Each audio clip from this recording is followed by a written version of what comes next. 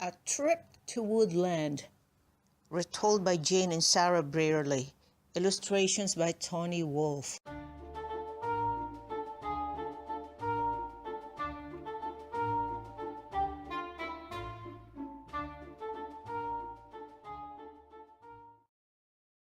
The Golden Key. Crocus, being a magician, had an attic full of trunks and boxes.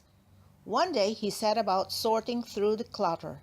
There were all sorts of things: old robes, a book about flowers and mushrooms of the forest, bottles of mysterious liquids, cracked crystal balls, and a crumpled magician's hat.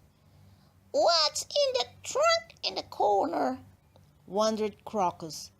"Hickory nuts!" he exclaimed. "It's locked!" He looked around for a key, but not a single one was to be found. "Crocus! Crocus!" came a squeaky voice from outside. He stuck his head out of the window. It was one of the Mouse sisters. "Poor Otter has caught a terrible cold. He stayed in the water too long. Could you come right away, please?" Crocus hurried over to Otter's house. The poor animal was lying in bed, his eyes half closed, and an ice pack on his head. "Gold," he muttered. "Gold at the bottom. Looks like a key." "At the bottom of the mill pond," cried the magician. "That's where the key is." The Mouse sister looked at Crocus as if he were mad. "Ahem," said Crocus, drawing himself up. "Give Otter a thimbleful of raspberry juice every hour, and change his ice pack regularly." And he hurried out. The other gnomes and animals were intrigued by the news of the trunk, and willingly lent a hand to get the key. The gnomes, being inventive by nature, figured out a system of submarine jars. Soon they were ready. "Stand by, Dipper," said Crocus to the Sandpiper. "When they sight the key, Coltsfoot will tag on the string.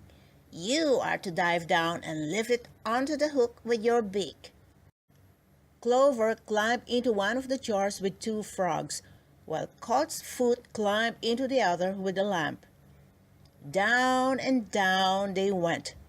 Coltsfoot's lamp shone through the dark water.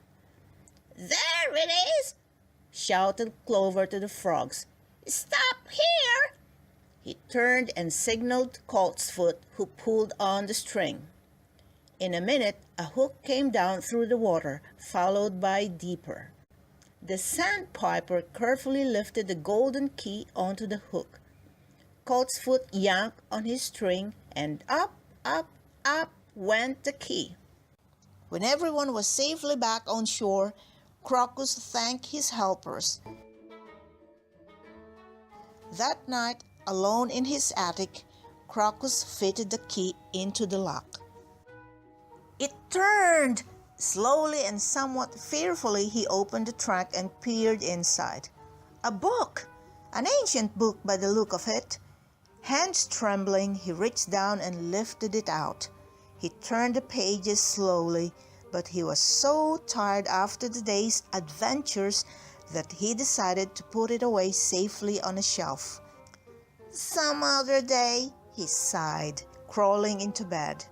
Little did he know that some other day would soon be at hand, and that great changes were in store for the gnomes.